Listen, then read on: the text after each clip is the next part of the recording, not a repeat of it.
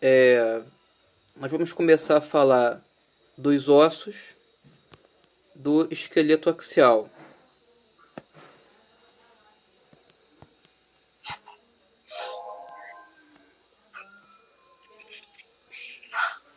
E relembrando, né, quem é o esqueleto axial? Ele é a parte do esqueleto que vai formar o eixo principal do corpo. E nós podemos dividi-lo em três estruturas principais: a cabeça, o tórax e a coluna vertebral. Ele possui a função de proteger os órgãos vitais e serve de implantação para o esqueleto apendicular. Então, o esqueleto axial é a parte que vai formar o eixo central do corpo, enquanto que o apendicular são as estruturas ósseas que vão ficar pendentes a ele. O esqueleto apendicular também vai ter uma função importante de proteção dos órgãos vitais, sistema nervoso central, coração, pulmão, fígado, baço. Vários órgãos vão ter um arcabouço ósseo que serve de uma proteção mecânica para eles.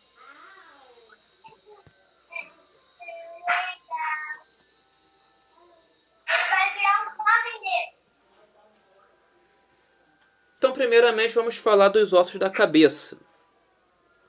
E aí, nós podemos dividir a cabeça em duas partes. O crânio, propriamente dito, ou neurocrânio, que são os ossos que estão em contato com o encéfalo, e a face, ou víscero-crânio, que são os ossos que não estão em contato com o encéfalo. Então, quando a gente fala em crânio, naturalmente, né, a pessoa leiga vai pensar, quando se fala em crânio, na cabeça como um todo.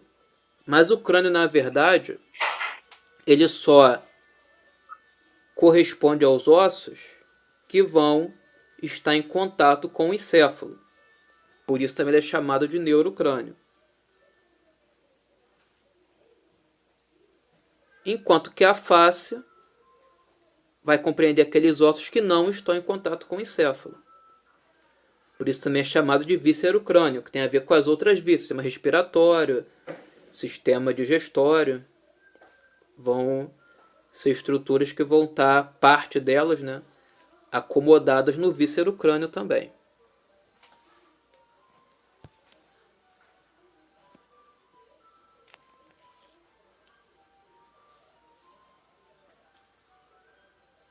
Ossos da cabeça, ainda. Podemos separar também os ossos da cabeça em pares e ímpares. Sendo que os pares, né, ou seja, aqueles que vão possuir dois ossos de cada, um direito e um esquerdo, vão ser os parietais, os temporais, os zigomáticos, os maxilares, os palatinos, os lacrimais, os nasais, as conchas nasais inferiores, o martelo, o estribo e a bigorna, que são aqueles... O martelo, o estribo e a bigorna são chamados ossículos da orelha interna. Vão ficar alojados lá na região da orelha interna, que vai ficar dentro do osso temporal. Então são três ossos bem pequenos que vão estar alojados lá dentro do osso temporal.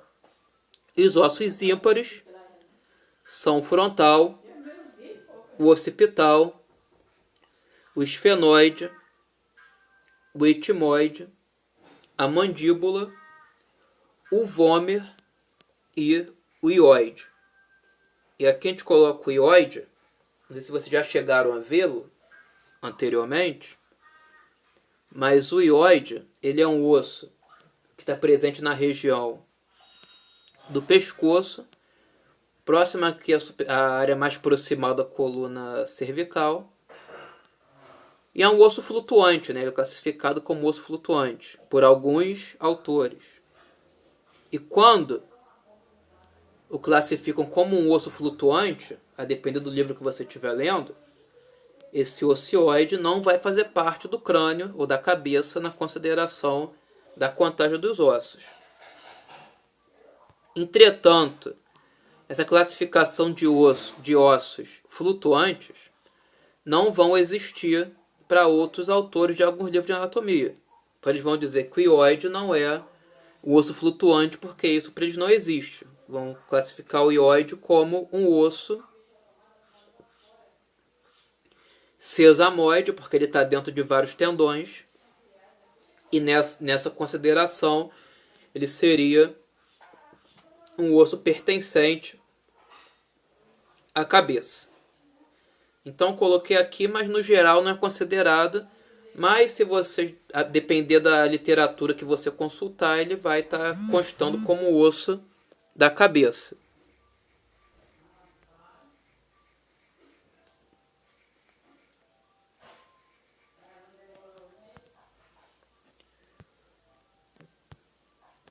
Eu vou dar uma parada aqui porque parece explicado essa questão do ióide, né? Que ele pode ou não ser considerado. A gente pode seguir para uma imagem do crânio numa vista lateral da superfície externa dele. E aí, nessa imagem da cabeça em geral, nós vamos ver várias estruturas anatômicas bem importantes, mas nós vamos nos fixar em algumas que eu considerei mais importantes para a área da radiologia especificamente. Não que as outras não sejam também, só que elas são mais importantes na questão específica para a radiologia.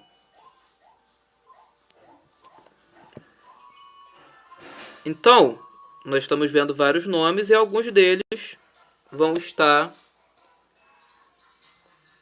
sublinhados. Esses sublinhados são aqueles justamente que são mais importantes. Então nós podemos ver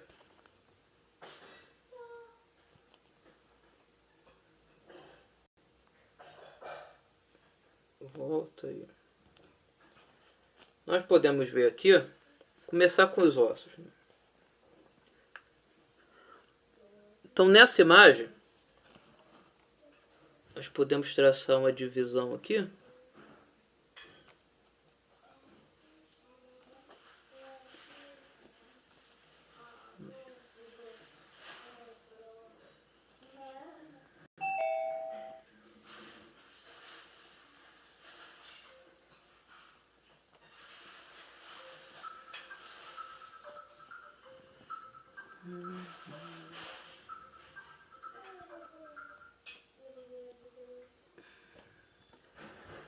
Então esse osso que está mais superiormente, na parte anterior da cabeça, é o frontal. Ele é um osso ímpar, é um osso único. O que vem logo posteriormente a ele é o parietal, sendo que nós vamos ter dois parietais. Um que fica do lado direito, portanto é o parietal direito, e o outro do lado esquerdo, que é o parietal esquerdo.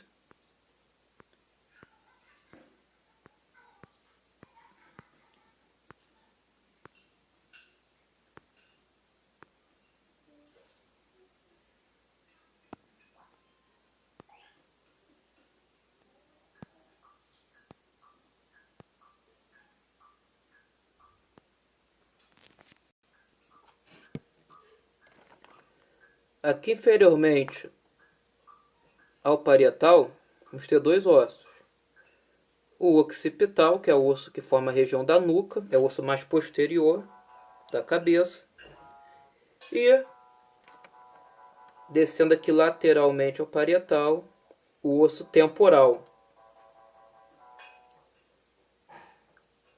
Esse osso temporal corresponde a que região? Essa área da cabeça que fica próxima à orelha, que é chamada de têmpora. Porque normalmente é onde se tornam mais visíveis os cabelos brancos, né? Então indica um sinal de tempo. Por isso é chamado de têmpora. Seguindo anteriormente ao osso temporal, nós temos um outro osso, que eu estou circulando aqui, que é o osso zigomático. Esse osso zigomático ele fica bem anteriormente, aqui lateralmente à região do nariz, e ele forma a área, também são dois, né, um de cada lado, um direito e esquerdo, ele forma a área que é chamada de maçã do rosto. Então, o nome é zigomático porque zigoma justamente significa maçã. Então, zigomático é o osso que forma a maçã do rosto, por isso tem esse nome. E antigamente, esse osso é chamado de malar. Ele já teve outro nome também, ele era chamado de malar.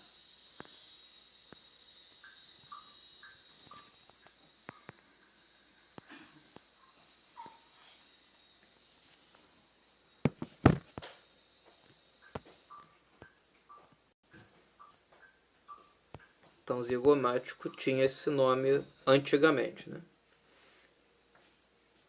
Eu também dei uma destacada aqui na frente no osso nasal, que nós estamos vendo um, né? O esquerdo, mas na verdade são dois ossos nasais, é um direito e um esquerdo. Esse osso forma a base do nariz. É nele que vai estar implantada a cartilagem que vai formar o dorso, a parte externa do nariz. Esses ossos nasais, eles vão estar vão estar localizados bem aqui entre as órbitas, os dois ossos nasais. E são ossos muito frágeis, né? Eles fraturam com muita facilidade. Por conta disso, existem radiografias específicas para visualização dos ossos nasais também. Isso é uma técnica bem específica para visualizar os ossos nasais. Geralmente se fratura os ossos nasais quando? Quando a pessoa briga e leva um soco na cara. Basicamente é assim que se fratura um osso nasal. Na briga a pessoa leva um soco na cara e depois chega lá no hospital para fazer uma radiografia de ossos nasais. E aí... Oi? Alguém vai perguntar alguma coisa, gente? Tô ouvindo um barulho?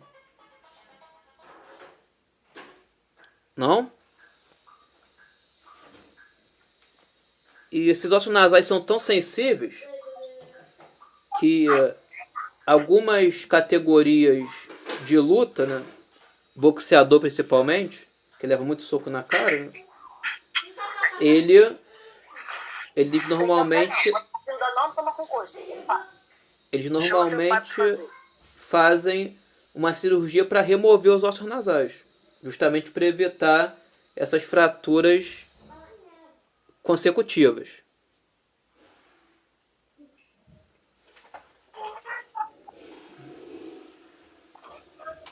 Nós vamos ver também aqui, falar de mais dois ossos nessa imagem, que são as maxilas ou os maxilares. São dois de cada lado, né? Um direito e um esquerdo. E também desse outro osso que é a mandíbula. Tanto as maxilas como as mandíbulas são os ossos onde vão estar implantados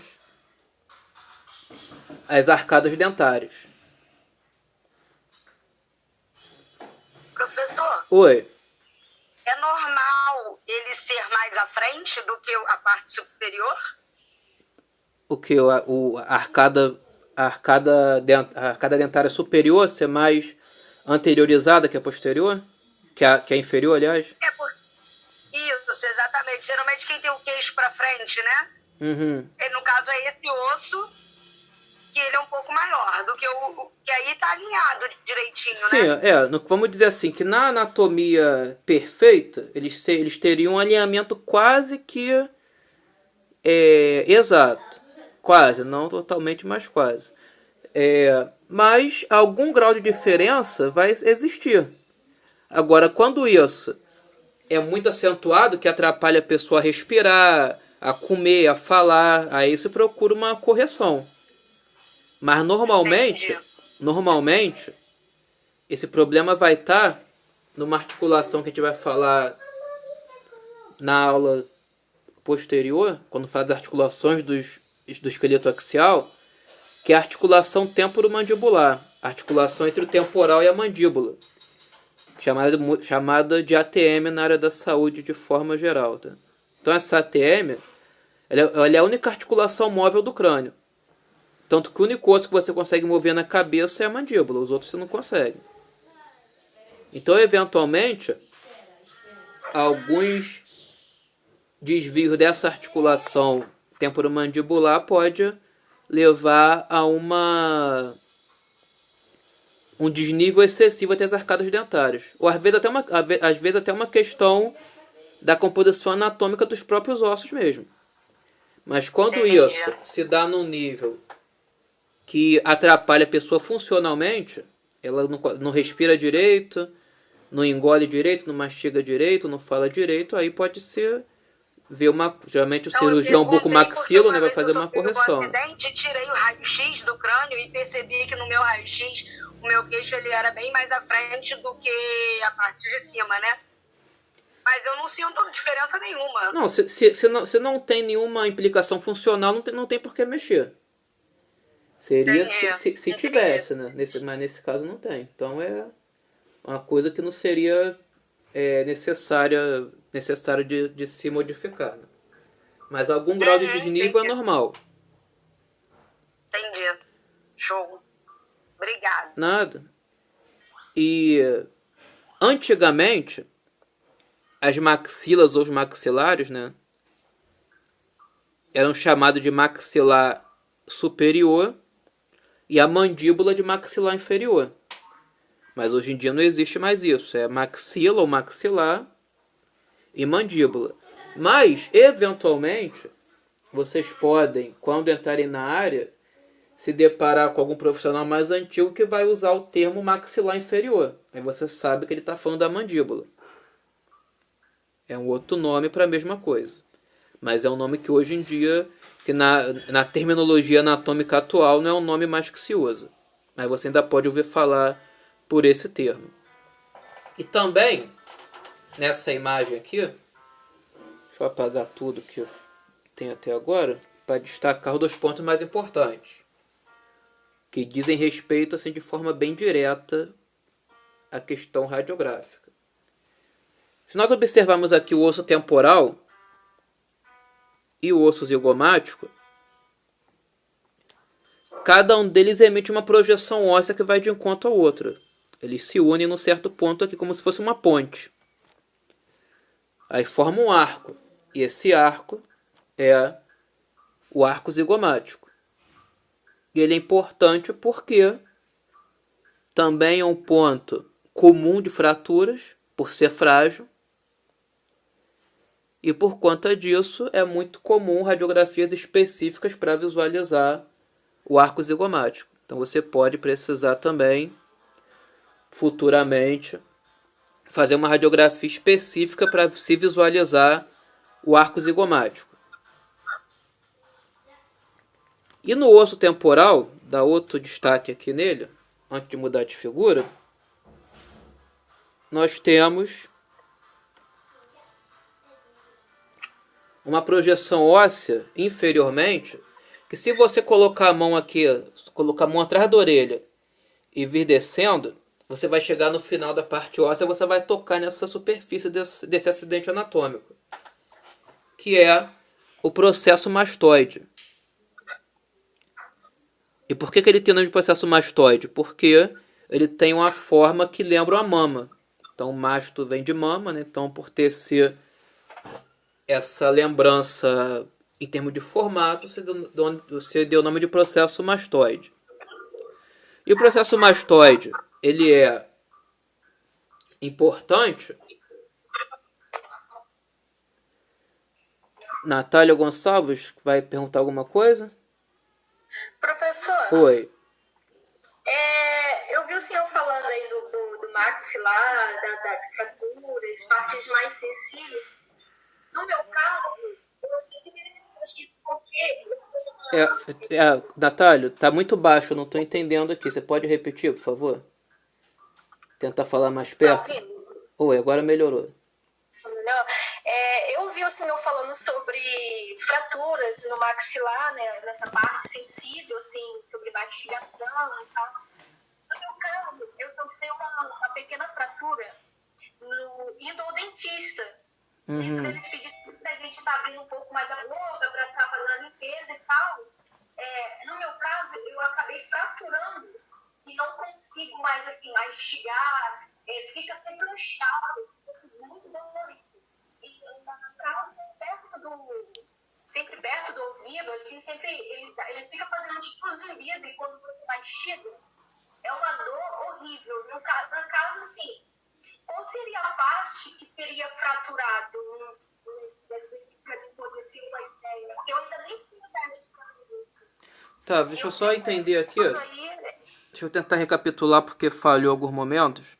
Você falou de um zumbido, só que antes eu perdi um pouco antes e depois do zumbido que você falou. Na mastigação, eu quando mastigo é uma dor horrível e sempre fica instalando bastante. Ele dói muito, porque acho que a médica, quando eu fui no otorrino, ela falou que não era nem com ela. Porque ela falou assim, você tem que ir no cirurgião bucomaxilo? No bucomaxilo para ver. E eu vi o senhor falando sobre fraturas, sobre do maxilar. Eu falei assim, cara, eu devo ter fraturado algum tipo de coisinha aí que ele falou que eu não estou entendendo. Mas no caso, tá, se você tem uma questão de dor ao mastigar... Ih, caramba. Calma aí que eu saí aqui sem querer.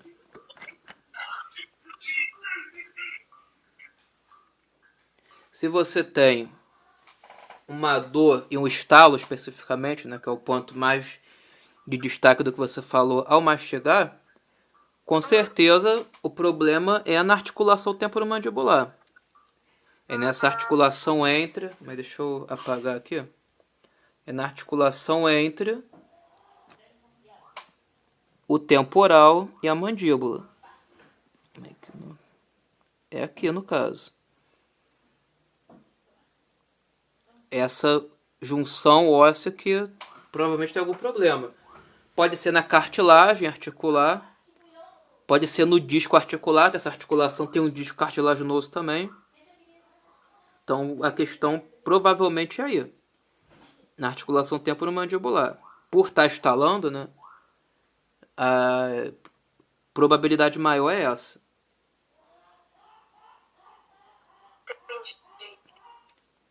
No caso, erra duas ou é de um lado só que estala quando está mastigando? É só do lado esquerdo. Então possivelmente é a ATM esquerda, onde está o problema, provavelmente. Entendi.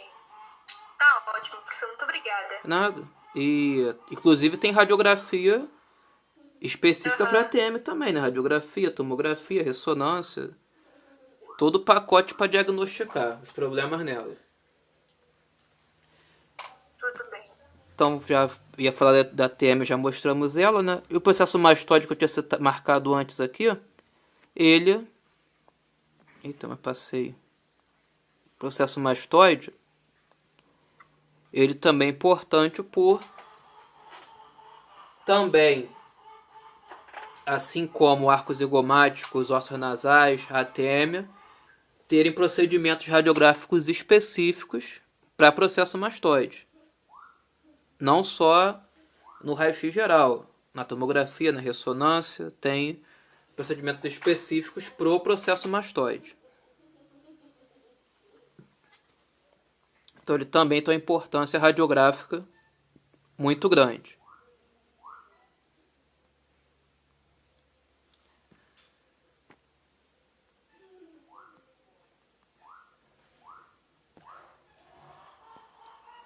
E aí, nós mudamos de imagem para... o galo voltou.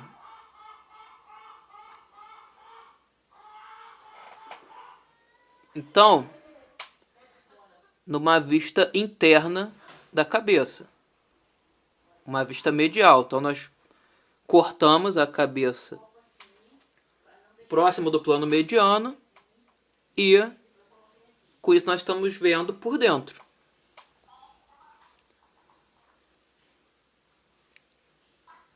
Então nós estamos vendo tanto estruturas do víscero crânio ou do crânio como da fáscia ou... Desculpa, eu falei errado primeiro. Estruturas do crânio ou neurocrânio e estruturas da fáscia ou do víscero crânio. Estamos vendo as duas aí. Então, primeiramente, vamos falar de uma estrutura que está na parte do neurocrânio, que está nessa região interna, que é uma das mais importantes no que diz respeito à questão da radiologia no que envolve a cabeça, que é a célula turca.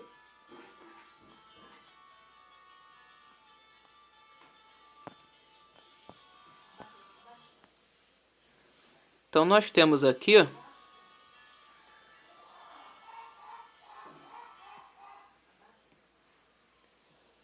uma estrutura com formato arqueado, né? Formato próximo da letra C, que é a célula turca, ou fossa hipofisária, ou célula túrcica também pode ser chamada. Ela tem esse nome porque ela forma algo que parece uma célula de um cavalo mesmo, né? E essa célula turca, ela vai ficar internamente no crânio, especificamente no osso esfenoide. E ela vai ter uma importância anatômica muito grande por armazenar uma glândula que fica no interior da cabeça, que é a hipófise, por isso que ela pode ser chamada também de fossa hipofisária. E essa hipófise, ela é uma glândula que vai ter por função regular o funcionamento de outras glândulas. Então a hipófise, ela vai atuar no controle do sistema endócrino, das demais glândulas do corpo. Por isso ela é de vital importância para a homeostase e para o equilíbrio corporal. Então daí, por alojar essa glândula, a célula túrcica tem uma importância anatômica muito grande. E também vai ter uma importância radiográfica, também muito grande, porque essa célula turca, ela vai, assim como outras estruturas que eu citei, ter uma rotina radiográfica específica para visualização dela. Então essa célula turca tem procedimentos radiográficos específicos para ela, de tão importante que ela é.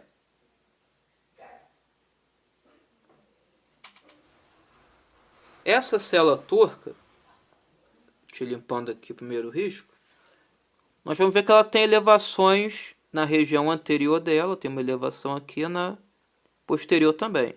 Aqui nós estamos vendo uma de cada, por quê? Porque eu parti no meio, então as outras duas ficaram na outra metade, né? Que eu estou vendo só duas. Uma na frente e uma atrás. Uma anterior e uma posterior. Mas são duas anteriores e duas posteriores. E essas estruturas são chamadas de processos clinoides. Então você tem o processo clinoide anterior. Aqui eu estou vendo um, porque o outro ficou na outra metade. E o processo clinoide posterior, eu estou vendo só um também, porque o outro ficou na outra metade.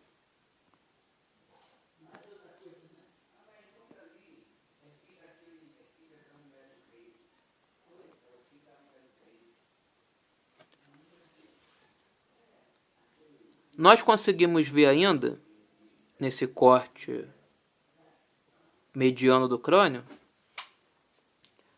algumas depressões no interior do osso.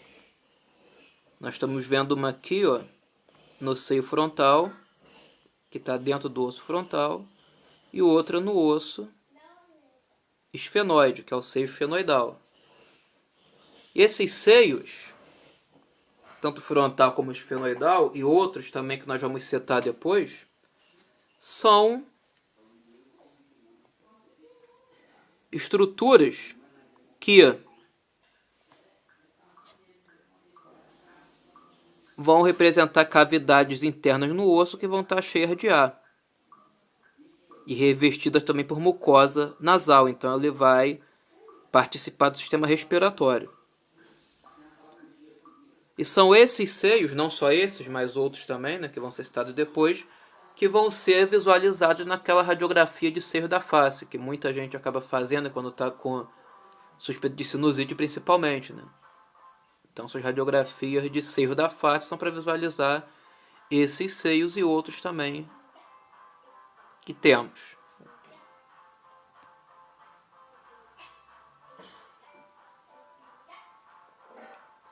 Ainda aqui de importante, nós estamos vendo duas projeções ósseas aqui laminares, né?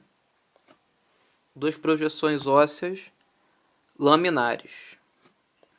A que está mais superiormente, ela vai fazer parte do osso etimoide. O etimoide está aqui, ó. Ele está parcialmente no interior do crânio, né? Então ele é o osso do neurocrânio, porque ele está aqui na proteção do encéfalo. Mas ele tem também várias estruturas que avançam para o interior da cavidade nasal. Essa aqui é uma delas.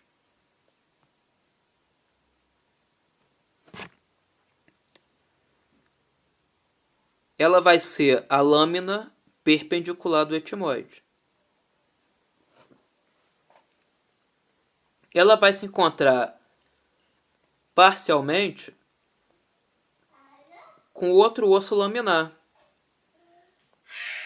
que vai vir da região inferior da cavidade nasal subindo, que é o vômer. O osso vômer é isso aqui, essa lâmina. E quando eles se encontram, eles vão ajudar a dividir a cavidade nasal em duas metades, uma direita e uma esquerda, compondo aquilo que é conhecido como septo nasal. Então, o septo nasal ele vai ter uma parte óssea e uma parte cartilaginosa. A parte óssea vai ser composta pela lâmina perpendicular do etimoide e pelo vômer.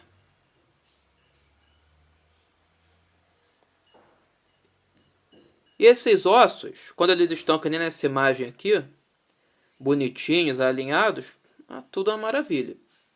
Mas, eventualmente, eles podem ter um certo grau de desvio, que é o chamado desvio de septo. Então, quando você ouvir falar que fulano vai fazer uma cirurgia porque está com desvio de septo, o que está desviado? A lâmina perpendicular do etimoide e o vômer, o septo nasal, está desviado. Um certo grau pequeno de desvio é uma coisa natural em quase todo mundo. Dificilmente alguém vai ter essa estrutura óssea do septo nasal 100% alinhada com o plano mediano perfeitamente. Difícil um ser humano conseguir essa proeza, né? Se tiver, tem que ser congelado para estudos futuros. Mas, num certo grau de desvio, não muito acentuado, nós vamos conseguir viver sem nenhum problema por conta disso. Agora, quando esse desvio de septo se dá em um nível muito amplo, o desvio é muito grande, vai atrapalhar as funções respiratórias. Essa pessoa vai ter que fazer uma cirurgia para corrigir o desvio de septo. mas normalmente todo mundo vai ter um pequeno grau de desvio que não vai ter nenhuma implicação funcional. Agora, quando ele está muito grande, acaba tendo que se corrigir cirurgicamente o famoso desvio de septo.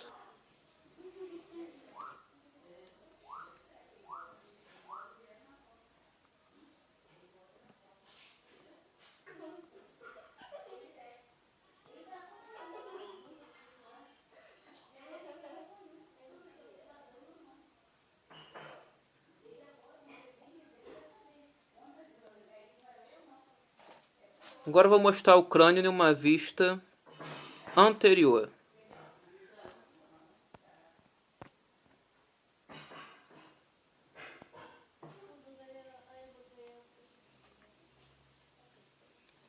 Então, numa vista anterior, nós vamos ver de novo o osso frontal.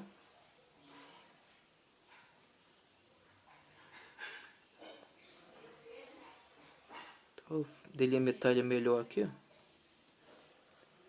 Então nós vamos ver o osso frontal. E no frontal nós vamos ter uma superfície mais elevada, que vai ficar entre as regiões dos supercílios direito e esquerdo, que é a glabela, que é o marco anatômico também importante para a questão radiológica. Eita, agora começou o vizinho bater o martelo aqui. Mas já tá quase na hora, né? Acho que o vizinho tá querendo que eu pare de falar. Nós vamos ter também o ponto de encontro entre os ossos nasais e o frontal, que é o násio, que é um ponto anatômico também importante, e o marco radiológico importante também. Aqui nós conseguimos ver aqueles ossos que nós falamos anteriormente, né? Que são, vou dar um destaque neles aqui. Vou diminuir demais.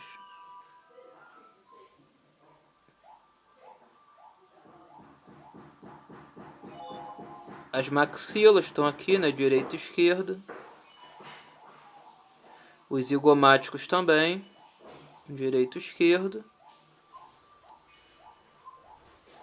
Os nasais também estão aqui. E aí, nós vamos ter duas aberturas aqui inferiormente o osso frontal, que são as órbitas. Então as órbitas vão ser as cavidades onde vão estar localizados os globos oculares, os olhos. Vão estar dentro das órbitas. E as órbitas também são importantes porque você também vai ter alguns procedimentos radiográficos específicos para a visualização das órbitas. Aí você vai pensar assim, caramba, mas tudo tem procedimento radiográfico específico. Quase tudo. As órbitas não escapam disso, também vão ter radiografias específicas para se visualizá-las. Então essas órbitas vão ser muito importantes. E as órbitas são formadas por vários ossos. Quais ossos? Os que vão estar no entorno dela. Então ela é formada pelo frontal, pelo zigomático, pelas maxilas, pelo esfenoide, pelo lacrimal. E que lacrimal esse que eu ainda não vi? O lacrimal é o osso que vai estar justamente aqui no interior da órbita. Ele vai estar aqui bem próximo da parte medial. É um osso bem pequeno. E que ele vai alojar a glândula lacrimal, que é ela que produz a lágrima, né? E a lágrima ela vai servir para quê? Para lubrificar o globo ocular, para não deixar que ele resseque. Mas em situações de estresse emocional, a glândula lacrimal acaba, por influência do sistema nervoso, sobre forte emoção, produzindo lágrimas excessivamente. Quando isso acontece, vai acontecer o quê? Elas vão começar a descer pelos olhos, né? Não vai ter para onde ir, vão descer pelos olhos. Então a lágrima nós sempre temos, que a lágrima ela serve para lubrificar o globo ocular. Agora, quando em situações de emoção intensa, ela acaba produzindo demais. Então a glândula lacrimal sob forte emoção produz muita lágrima além do necessário e vai ser jogada fora por conta disso. Nós temos também aqui, gente, ó, inferiormente aos nasais, que estão aqui, e entre as maxilas, uma estrutura triangular, que é a abertura piriforme. Essa abertura piriforme é o local onde vai estar implantada a superfície do nariz. A área externa do nariz vai estar implantada nessa abertura piriforme. E pela abertura piriforme, nós conseguimos ver algumas estruturas ósseas lá dentro. Uma é justamente o septo nasal, que eu estou vendo dividindo aqui a cavidade. Risquei longe. Divide aqui a cavidade em duas. E eu estou vendo aqui algumas projeções ósseas dentro da cavidade nasal. Eu estou vendo uma aqui, outra aqui, outra aqui e outra aqui.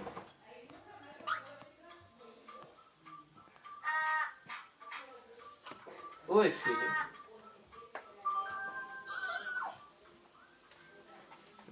Recebeu uma visita aqui.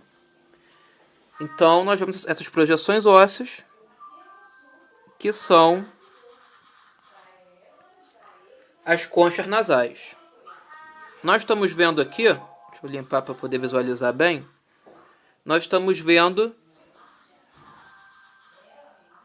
4 conchas nasais aqui. Essas duas que estão mais inferiormente, essas duas aqui, são as conchas nasais inferiores. E essas outras duas aqui são as conchas nasais médias. E as conchas nasais superiores estariam aonde? Elas vão estar aqui na cavidade nasal, só que estão cobertas pelos ossos nasais. Nós não estamos vendo nessa imagem, mas as conchas nasais superiores vão estar aqui também. Então as conchas nasais vão ser em cada lado da cavidade nasal, número de 3. Concha nasal superior, concha nasal média e concha nasal inferior. Sendo que a concha nasal superior e a concha nasal média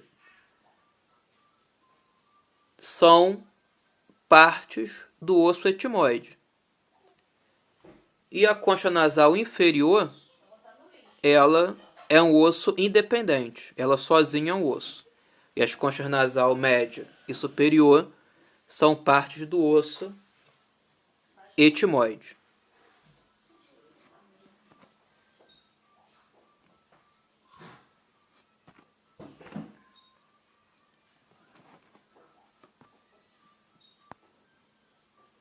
Marcar as estruturas.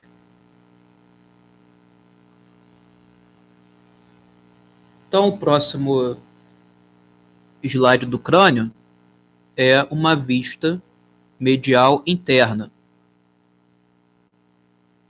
Então, nessa vista medial interna, nós vamos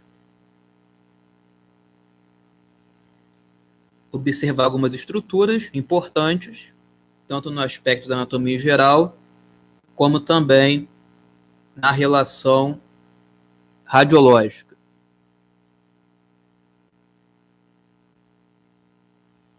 A primeira delas, que tem muita importância dentro da área da radiologia, tratando uma questão mais específica, né? É essa depressão aqui,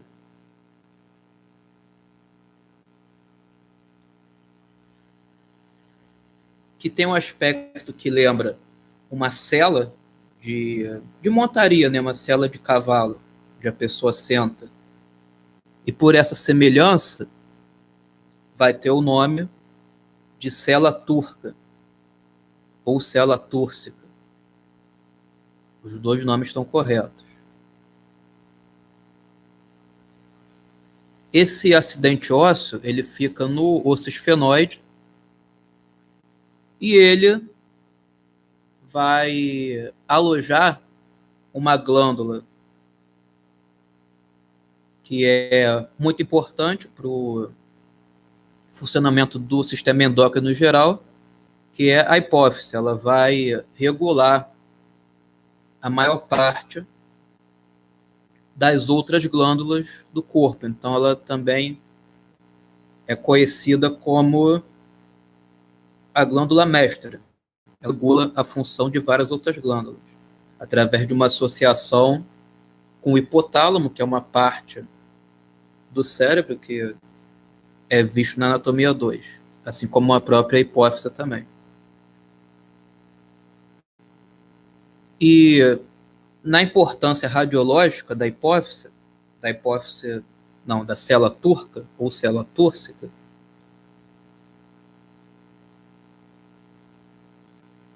vai se dar por duas situações principais.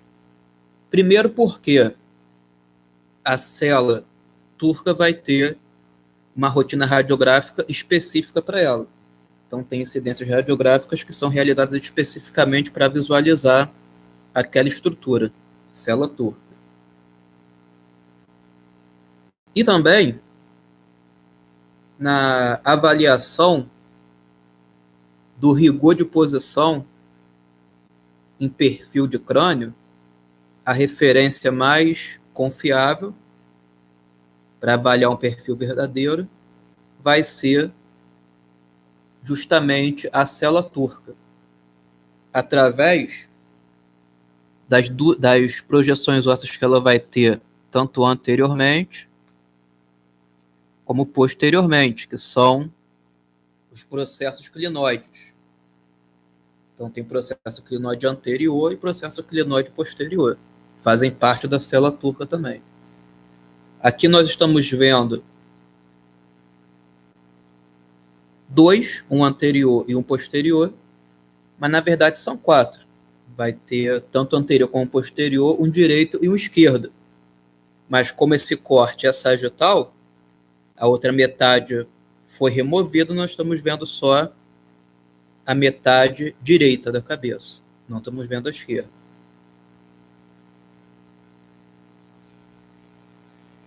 Nós também podemos observar aqui uma estrutura óssea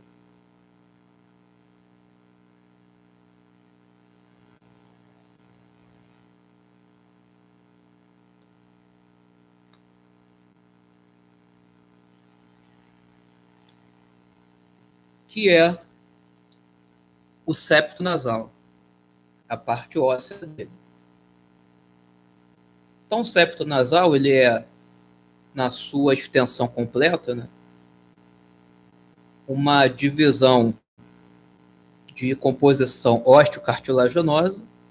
Então, vai ter uma parte também composta por cartilagem, mas nós não estamos vendo porque a representação dessa imagem é só da parte óssea. E o septo nasal é composto por duas estruturas. Vou criar uma divisão aqui. A que ficou em cima é a lâmina perpendicular do etimoide. Então, ela vai fazer parte do osso etimoide. Então, nós podemos ver a parte do etimoide também que está dentro do crânio propriamente dito, né, do neurocrânio. Ele vai estar aqui. Mas uma boa parte dele também vai adentrar a cavidade nasal.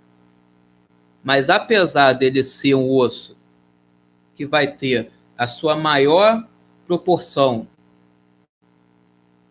dentro da cavidade nasal, ele ainda vai ser parte do neurocrânio, porque ele vai ter uma parte ainda que pequena que está protegendo o encéfalo. Mas ele vai ter estruturas que também vão estar presentes na cavidade nasal, como a lâmina perpendicular do etmóide, que nós estamos vendo aqui, compondo uma parte do septo nasal, e também as conchas nasais que nós falamos lá no outro slide, né, que ficou no outro vídeo. As conchas nasais superior e média também fazem parte do etmóide. E o outro osso que vai compor o septo nasal é o vômer, é a parte que ficou aqui embaixo. E o vômer ele é um osso que pode ser definido como essa estrutura laminar. Ele é esse osso laminar que vai compor o septo nasal junto com o etmóide. Nós também vemos aqui de importante, mas que vai ser tratado com destaque mais à frente, uma cavidade, uma depressão aqui dentro do osso frontal, que é o seio frontal. E nós estamos vendo também aqui, na junção do osso frontal com os ossos nasais, um ponto anatômico, isso aqui não é um acidente ósseo, é um ponto anatômico, corresponde à junção dos ossos nasais com o frontal, que é o násio. E ele também é uma referência radiográfica importante.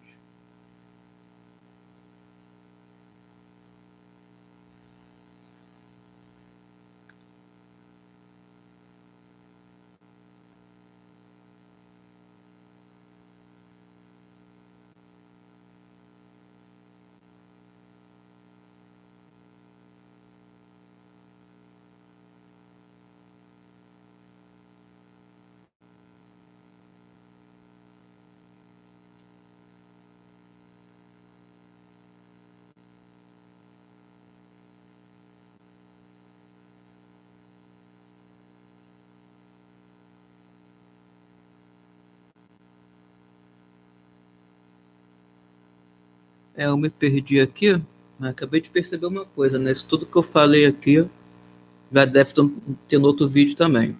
Porque esse slide eu achei que ele era depois, mas ele na verdade é antes. Então, de qualquer forma, fica fixado também. Então, o crânio em vista posterior.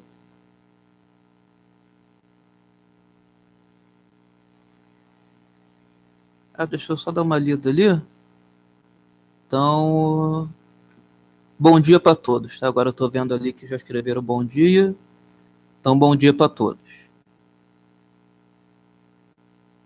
Então, a vista posterior do crânio.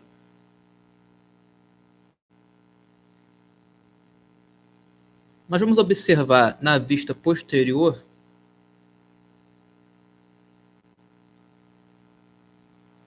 uma estrutura tubercular, uma elevação óssea, né, que fica bem no ponto mediano da cabeça, especificamente no osso occipital, que é o osso mais posterior do crânio. Se você colocar a mão bem na parte mediana, bem no centro da cabeça posteriormente vindo descendo, você vai sentir esse ponto, que é a protuberância occipital externa.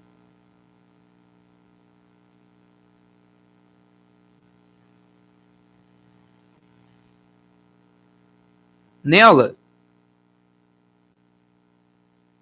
vai se fixar um músculo que vai recobrir todo o dorso, que é o trapézio.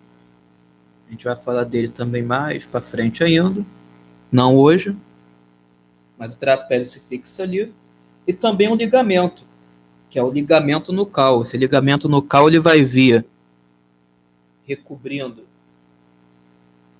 as vértebras cervicais e vai se fixar lá na última vértebra cervical, na C7.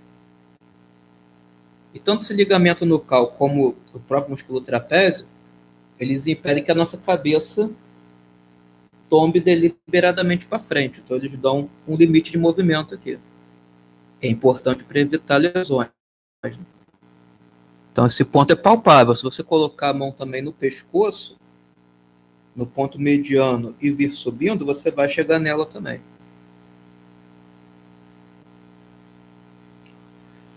Nós também conseguimos ver, só que agora em outro ponto de vista, né, em outra projeção, os dois processos mastoides que nós falamos lá quando mostramos na vista lateral. Né?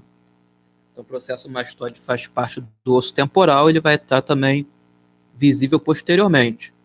Então, se eu traçar uma divisão entre os ossos, que aqui fica até fácil, porque nós vamos acompanhar pelas suturas, e essas suturas aqui nós vamos tratar na questão das articulações, que elas são articulações. Então, acompanhando as suturas, eu consigo traçar um limite bem claro entre esses ossos.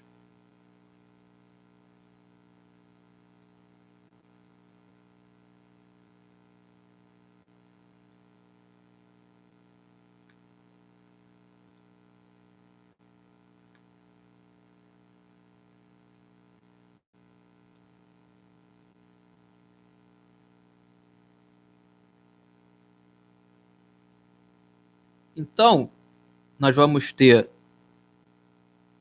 o occipital, que ficou aqui inferiormente.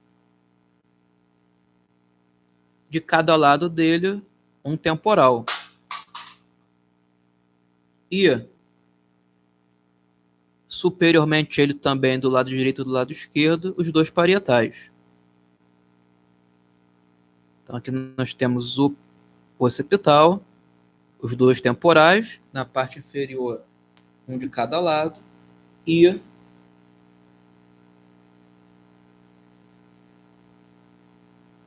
superiormente também de cada lado, os dois parietais.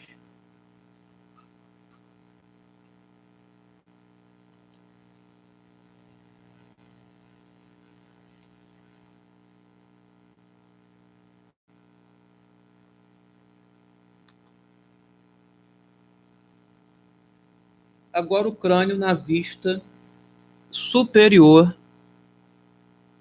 externa. Então estou vendo o crânio de cima, só que o crânio completo, não com uma secção para visualizar o que tem por dentro. Então, seguindo as suturas, no mesmo princípio lógico que nós fizemos antes, podemos traçar uma sutura aqui, que quando for a hora a gente fala o nome dela, e outra aqui também, e mais uma aqui embaixo.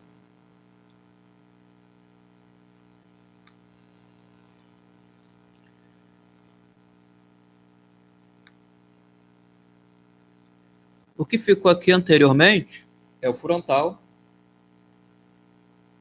Então, só também para dar uma noção, né, gente? Aqui eu tenho, estou vendo superiormente, né, mas essa é a parte anterior, é a da frente. Essa é a posterior, é a de trás.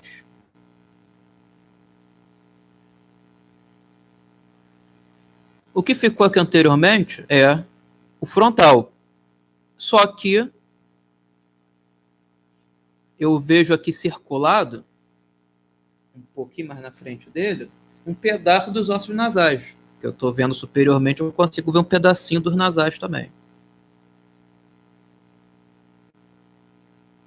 De cada lado, um direito e um esquerdo. Então, direito.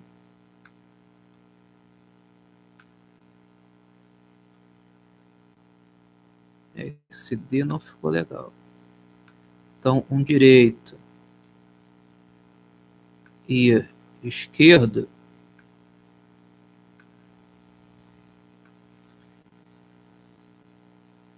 eu vou ter os parietais, um parietal direito e um parietal esquerdo. E posteriormente, eu vou ter o mesmo osso que está em destaque maior na outra imagem, que é o occipital. Ele vai estar na região posterior.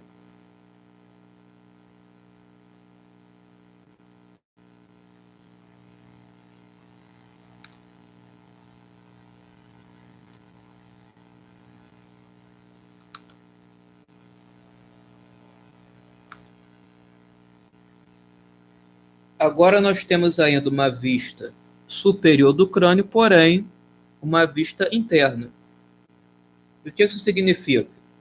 Que foi feito um corte na região superior, que nós podemos chamar de calota craniana, né?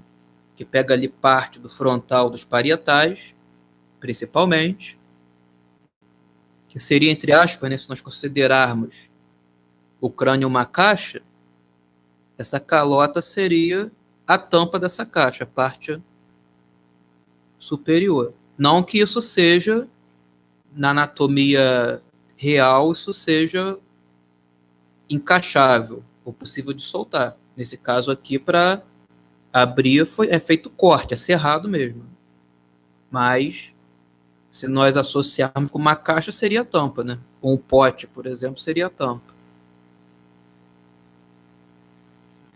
Então, nós vamos ver nessa vista superior interna do crânio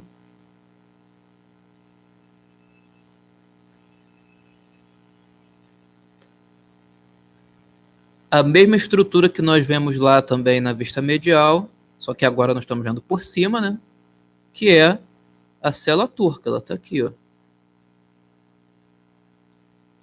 A célula turca ou célula túrcica, que pode ser chamada também de fossa hipofisária, ela vai estar aqui vista superiormente. Eu tinha falado lá que tinha um processo clinoide anterior, um direito e um esquerdo, e também posteriormente o processo clinoide posterior, um direito e um esquerdo. Então nós vemos aqui, ó, o processo clinoide posterior esquerdo e o processo clinoide posterior direito. O processo clinoide anterior esquerdo e processo clinoide anterior direito.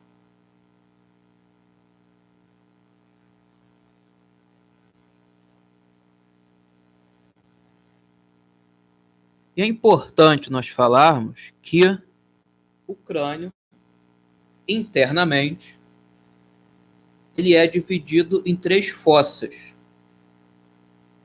Se nós observarmos bem, né, na sequência de anterior para posterior,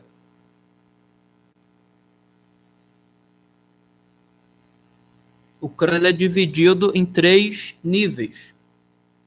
Seriam como 3 degraus. Uma parte mais alta, que está anteriormente, uma intermediária, que está aqui no meio, posteriormente uma mais baixa. Então, por conta dessa diferença de níveis, se diz que são 3 fossas. Como é que são nomeadas essas fossas? Fossa anterior do crânio, fossa média do crânio e fossa posterior do crânio.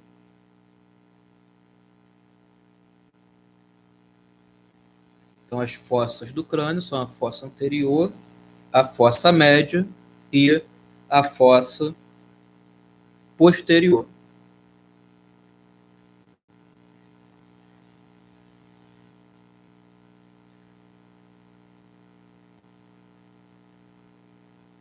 A base do crânio, ela vai ser perfurada por vários orifícios, por onde vão passar vasos sanguíneos, nervos, num caso específico a medula espinhal, né? E esses orifícios podem ser canais ou forames, a depender de qual especificamente você está falando, tem uma grande importância anatômica mas eu vou, a princípio, tratar de 2 deles.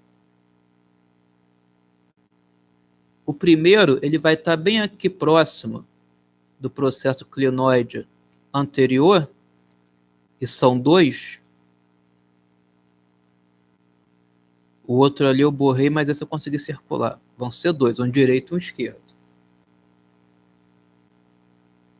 E neles, em cada um, né, claro, vai passar um nervo, que é o nervo óptico.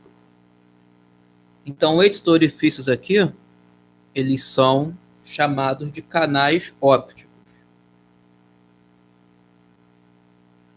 E por que eu estou citando os canais ópticos? Porque eles também têm uma incidência radiográfica específica para a visualização deles.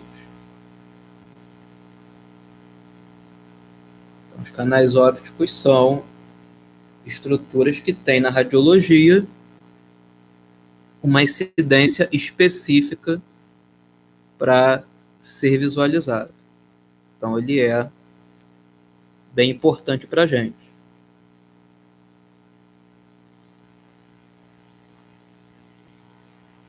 Outro que não pode nunca deixar de ser citado é esse forame que é bem perceptível, é impossível não notar ele.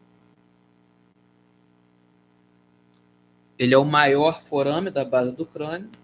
Entre forames e canais, ele é o maior orifício da base do crânio. E por ser o maior, ele vai ter o nome de forame magno.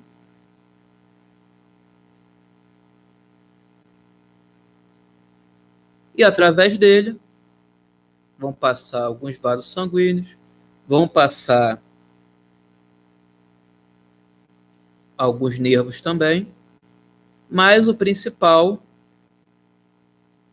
que dá essa importância para ele é a medula espinhal. Então, a medula espinhal ela vai ser a principal estrutura que vai passar pelo forame magno, por isso que ele é tão grande, né? Que ele tem a função de dar passagem para uma estrutura de tamanho bem significativo comparado com as outras que passam pelos demais forames. Então, ele tem uma importância muito grande também.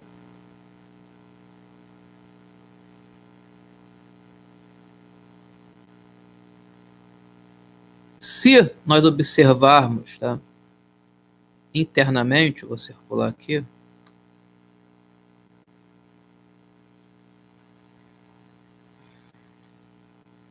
de cada lado, né, tem um direito e um esquerdo, que eu vou falar agora de um osso par.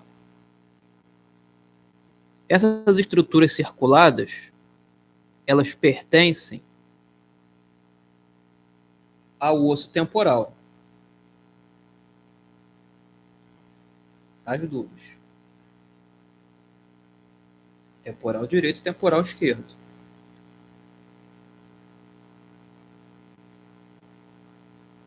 O nome mais adequado atualmente para essas estruturas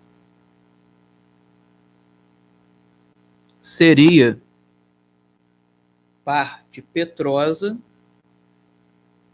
interna do osso temporal. Por que parte petrosa? Petrosa lembra pedra, né? Lembra algo que é bruto, que não é delicado. Então ele tem esse aspecto mais irregular e lembra uma pedra. Então por isso ele é a parte petrosa do osso temporal. A parte petrosa interna, que tem a parte petrosa externa também. Mas vamos nos focar nessa daqui. Essa parte petrosa interna do osso temporal, ela é importante porque nas radiografias frontais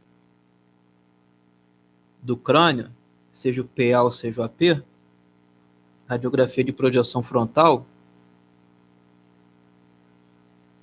essa parte petrosa interna do osso temporal, ela vai servir de referência para o posicionamento adequado. Então, quando essa radiografia em AP ou em PA do crânio é feita corretamente, essas partes petrosas internas do osso temporal vão aparecer na radiografia projetadas no terço inferior das órbitas, quando você faz a radiografia com o posicionamento adequado.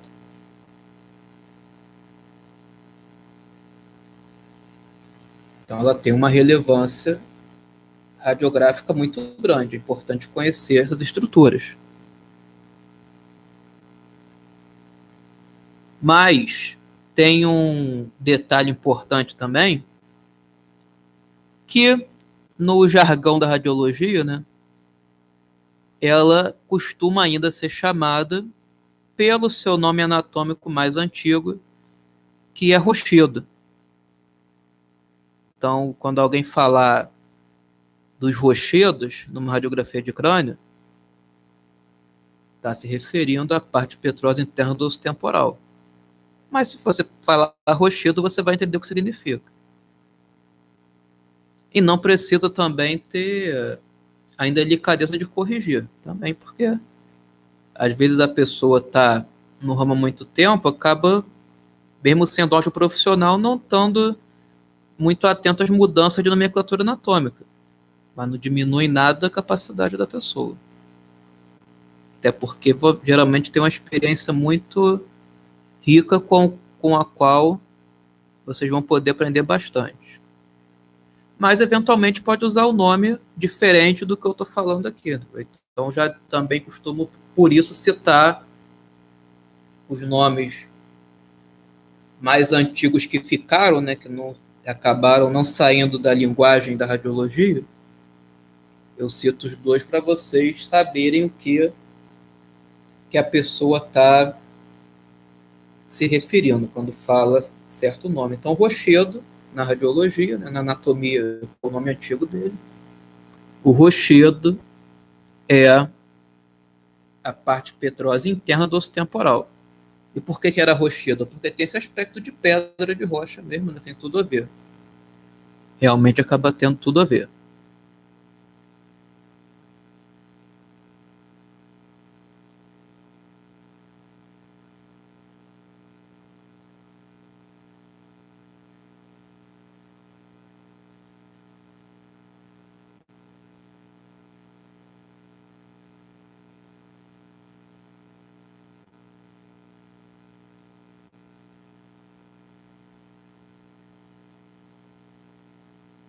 Então, acho que nessa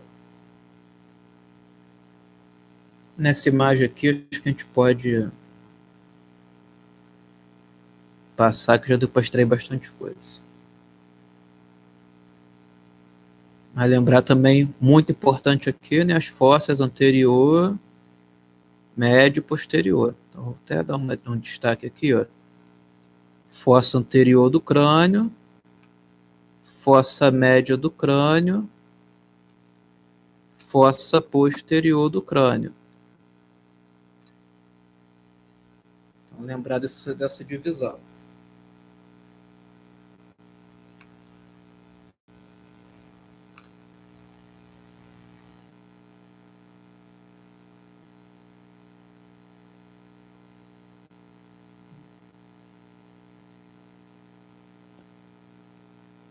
Agora o crânio numa vista inferior. Então nós estamos vendo o crânio inferiormente, por baixo. Sem a mandíbula, né? E nós vamos visualizar as estruturas nele. Então a primeira coisa de importante é nós aproveitamos para fixar o forame magno. Ele de novo aqui. Então, o forame magno é bem importante.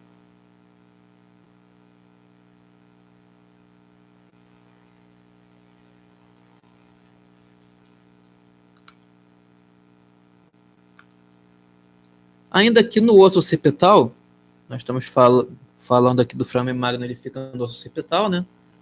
De cada lado do forame magno vai ter uma superfície articular, de cada lado dele.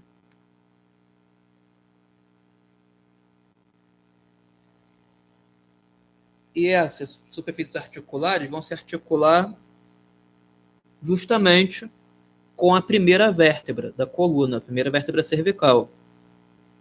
Então, essas estruturas articulares, que são os processos condilares ou côndilos do osso occipital, vão ser superfícies que vão se articular com a primeira vértebra cervical, portanto, vão fazer a união da cabeça com a coluna.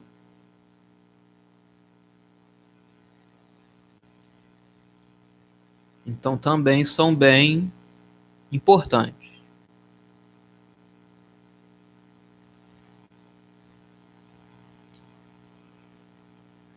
Os processos mastóides que nós tínhamos visto lateralmente e posteriormente também vão aparecer inferiormente. Também vão estar aqui.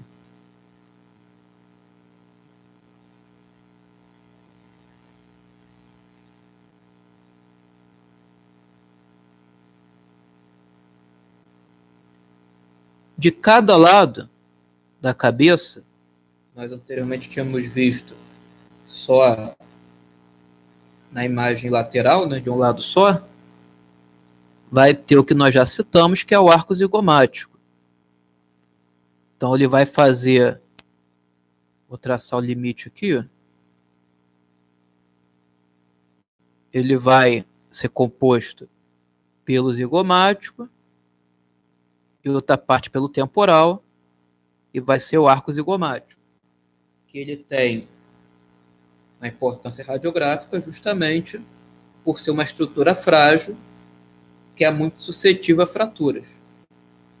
Então, por conta disso, tem radiografias específicas também para visualizar o arco zigomático.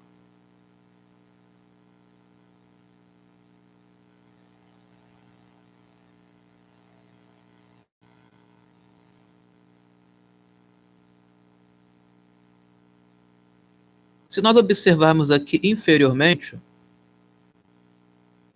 nós estamos vendo a arcada dentária superior, que fica inserida nos dois ossos maxilares ou nas maxilas, é onde esses dentes vão estar inseridos.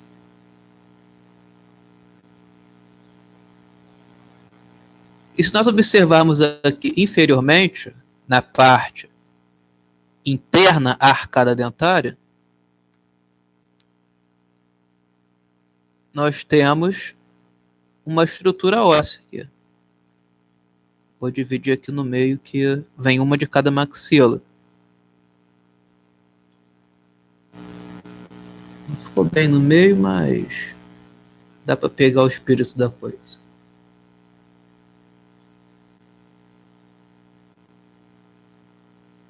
Essas duas estruturas ósseas são chamadas de lâminas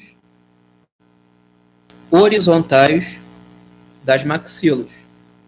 Então vem uma de cada maxila e vão se juntar aqui pela região do plano mediano. Então são as lâminas horizontais das maxilas.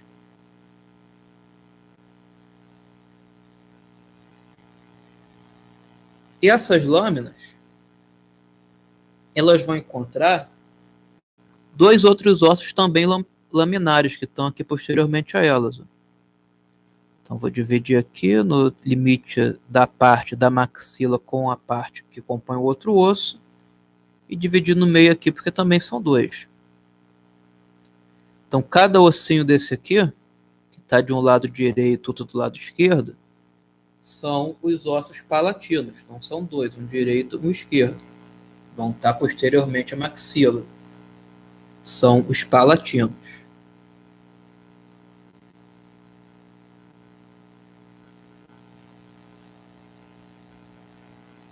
O conjunto formado pelas lâminas horizontais das maxilas com os dois ossos palatinos vão formar uma estrutura que é chamada de palato ósseo ou palato duro. Então, as lâminas horizontais das maxilas, junto com os dois ossos palatinos, vão formar o palato ósseo ou palato duro.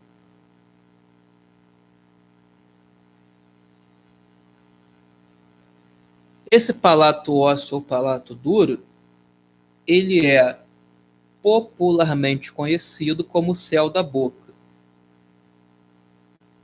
Então, ele é justamente aquela região que vai compor o limite superior da cavidade oral. Ele é chamado popularmente de céu da boca, mas a partir de agora vocês sabem que o nome correto é palato ósseo ou palato duro.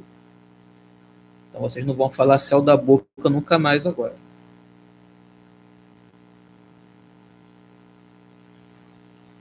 Existe uma má formação dessa região em algumas pessoas. Então, a pessoa nasce com uma formação do palato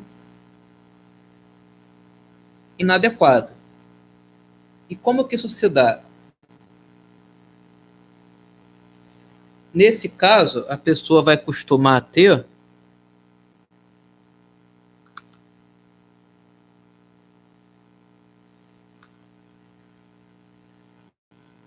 um grande espaço no palato duro. Vai ter uma grande fenda aqui, um grande espaço, onde o osso vai estar ausente. E essa ossificação incompleta, esse espaço na estrutura óssea, ele acaba se estendendo também para a região mais anterior da maxila. Então fica com espaço também na região anterior.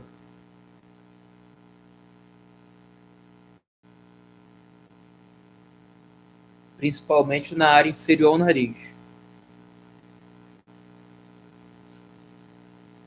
O nome dessa condição é lábio leporino.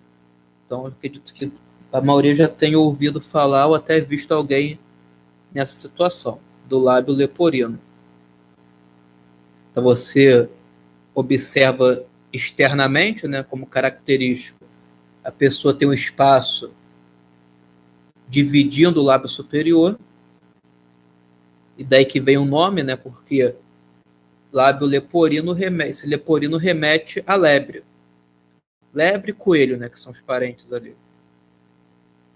Então, a lebre e o coelho, eles têm, se você observar, uma divisão na parte superior da boca. Não é contínua, eles têm uma divisão do lábio superior. É daí que vem o nome de lábio leporino. Mas, felizmente, isso pode ser resolvido cirurgicamente. Então, tem uma solução cirúrgica. O médico vai reconstituir aquela região e não vai ter nenhum problema. Ele vai corrigir cirurgicamente. Mas, além daquela característica que você observa da divisão do lábio, você tem uma divisão também no palato duro.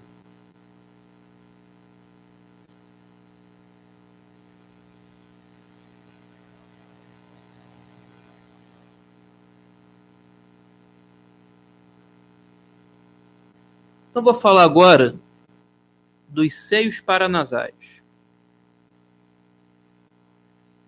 Então, nós chegamos a mostrar o seio frontal há pouco tempo atrás, né? Então, falo agora dos seios paranasais. Então, o crânio possui ossos pneumáticos, e lá na classificação dos ossos, Vamos relembrar o que são os ossos pneumáticos. São ossos que possuem cavidades preenchidas por ar.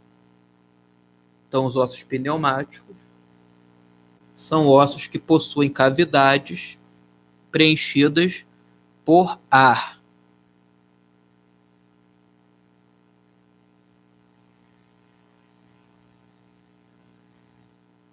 E esses ossos são o frontal, as maxilas e etimoide e esfenoide. Então, são 4 ossos que possuem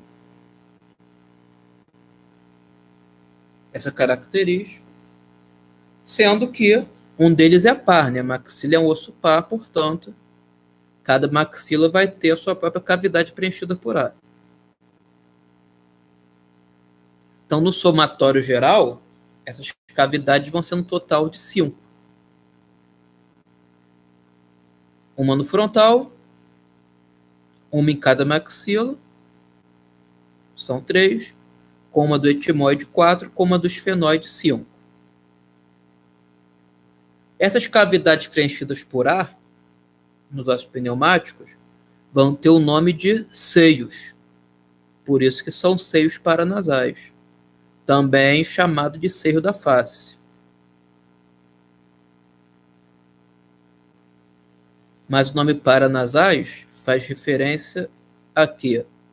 Ao fato de que esses seios presentes nesses ossos que foram citados, frontal, maxila, etimoide e esfenoide, eles têm comunicação com a cavidade nasal.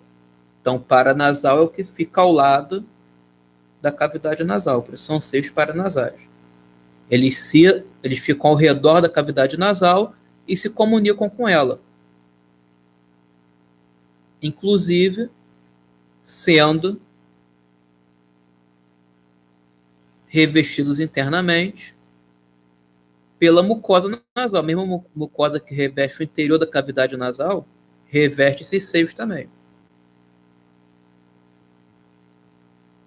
E como esses processos inflamatórios respiratórios podem eventualmente acabar avançando para áreas com qual a cavidade nasal se comunica, como os seios paranasais, você pode vir a ter infecções do sistema respiratório que vão atingir essas regiões também. E aí, quando acontece de você ter uma inflamação nos seios paranasais, que é originário de infecções respiratórias que avançaram até lá, você vai ter um quadro que é chamado de sinusite.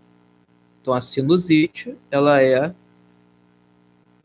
decorrente da inflamação dos seios paranasais, por conta de infecções respiratórias que avançaram até lá. E quando isso acontece, você vai ter quadros comuns a infecções no geral, né? Febre, questões relativas a infecções no quadro geral, mas essa situação da sinusite, ela envolve algumas outras situações. Por exemplo, uma dor de cabeça muito forte. Por quê? Esses seios paranasais, eles vão ter como uma das funções reduzir o peso dos ossos. E com isso, os ossos pneumáticos, no geral, vão tornar a cabeça mais leve. Então, um dos motivos de existir ossos que tenham cavidades aeradas é tornar a cabeça mais leve. Mas quando a pessoa está com a sinusite, o que vai acontecer? Esses seios vão ficar cheios de secreção. Com isso, a questão da redução do peso da cabeça se perde. E a dor de cabeça costuma ser bem forte. Além do que, quando a pessoa tem sinusite, normalmente ela tende a ficar um pouco involuntariamente cabisbaixa, como se olhasse para o chão, porque a cabeça fica mais pesada. Isso acaba sendo uma reação normal por conta disso, porque a cabeça fica mais pesada quando você está com sinusite.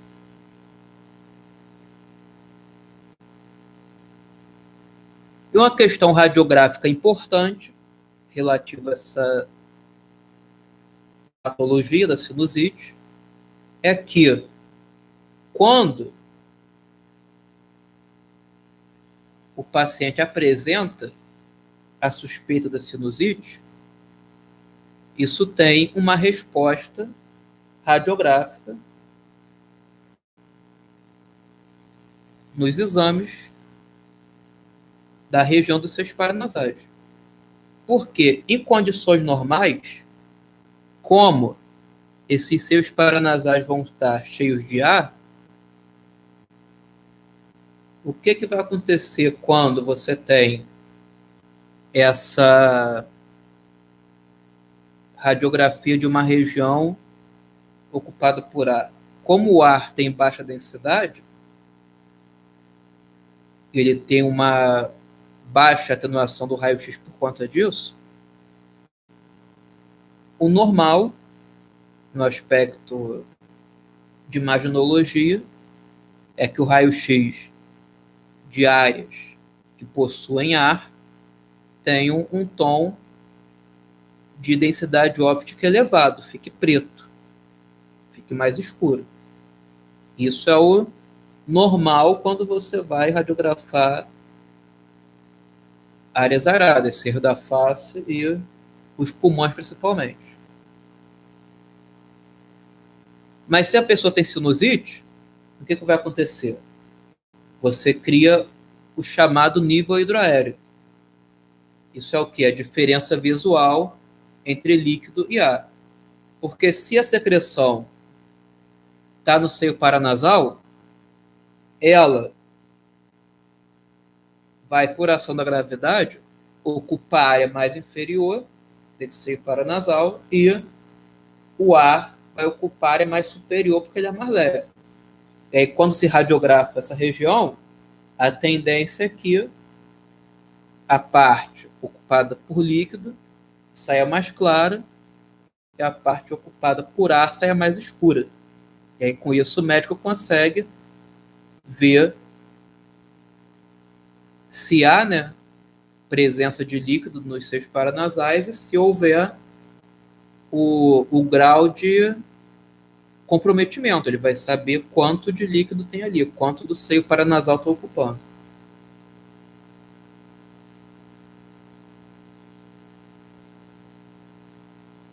Então, por isso, quando a pessoa tem suspeita de sinusite, o médico vai lá e pede, entre outros exames, né, clínicos e de imagem também, mas entre eles, radiografia de seios da face, de seios paranasais.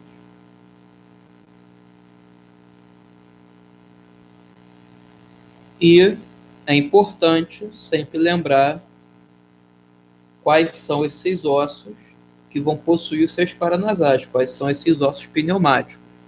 São o frontal, as duas maxilas, o etimoide e o esfenoide.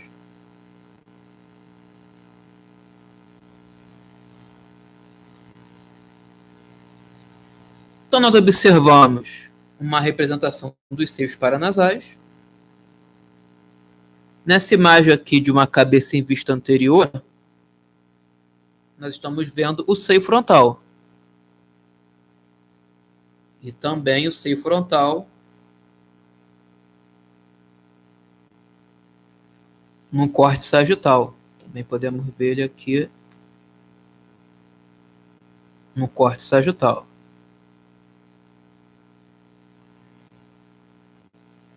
Mais inferiormente, nós estamos vendo aqui na imagem anterior vários pequenos seios, ó, vários pontinhos escuros aqui. que são os seios etimoidais, que nós estamos vendo aqui também, ó, de forma mais clara no perfil, que no etimoide você tem vários seios que são divididos por finas lâminas ósseas. Você não tem, assim como no frontal, no esfenóide ou na maxila, a estrutura aerada totalmente contínua. Ela tem várias interrupções ósseas. Então, normalmente se chama cada pedacinho desse de área ocupada por ar de células etimoidais. Então, individualmente, nós podemos chamar de células etimoidais, mas o conjunto delas todas vai formar o seio etimoidal, que é o conjunto dessas várias pequenas cavidades aeradas no osso etimoide. Posteriormente a ele, nós estamos vendo aqui um seio que é diferente do que nós falamos antes. Ele é único, né? Ele é contínuo, que é o seio esfenoidal. Esse aqui vai estar dentro do esfenóide. Aqui nós não estamos vendo por quê? Porque na projeção frontal, o seio etimoidal se sobrepõe a ele. Então, por isso que a gente só está vendo ele aqui nessa imagem em perfil. E em cada maxila, um seio maxilar. Então, no total, vão ser 5 seios paranasais. O seio frontal, o seio etimoidal, o seio esfenoidal e o seio maxilar direito, o seio maxilar esquerdo. Vão ser 5 seios paranasais.